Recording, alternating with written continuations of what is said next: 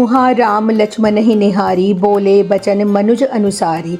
अर्ध रात गई कपि नहीं आयऊ, राम उठाई अनुज उरलायऊ। लंका के रण क्षेत्र में लक्ष्मण जी अचेत पड़े थे। भगवान राम उन्हें देखकर एक साधारण मनुष्य की तरह विलाप करने लगे। आधी रात बीत चुकी थी, हनुमान जी अभी तक नहीं लौटे थे।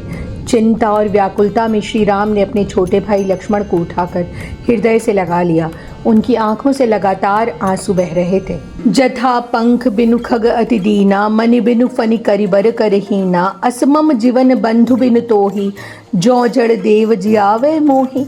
भगवान राम ने कहा, जैसे पंख के बिना पक्षी अत्यंत दीन हो जाता है, जैसे मणि के बिना सर्प और सूंड के बिना हाथी लाचार हो जाता है, वैसे ही तुम्हारे बिना मेरा जीवन हो जाएगा।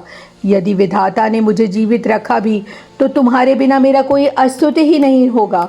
जे हूँ अवध कौन मुँह लाई, नारी हेतु प्रिय भाई गवाई।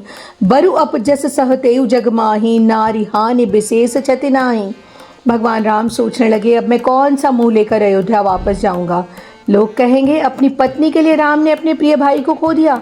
संसार में ये बदनामी तो सह सकता था कि राम कायर है या शक्तिशाली नहीं, क्योंकि पत्नी की हानि भाई को खोने के समान बहुत छोटी क्षति थी। भाई, अब तो मेरा हृदय इस बदनामी और तुम्हारे जाने के शोक को जीवन भर सहेगा। हे लक्ष्मण, तुम अपनी माता सुमित्रा के प्राणों के आधार हो। सौंपे से मोहि तुम ही गही पानी, सब विधि सुखद परम हित जानी। उतरु काह देहऊँ तेहि जाई, उठ किन मोहि सिखावो भाई। परम हितकारी समझकर तुम्हारी माता ने तुम्हारा हाथ मेरे हाथ में दे दिया था, और अब मैं उन्हें जाकर क्या ही जवाब दूंगा। हे भाई, तुम उठकर मुझे सिखाते क्यों नहीं कि मैं क्या करूं।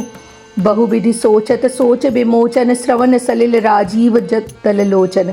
उमा एक अखंड रघुराई, नर गति भगत कृपाल दिखाई।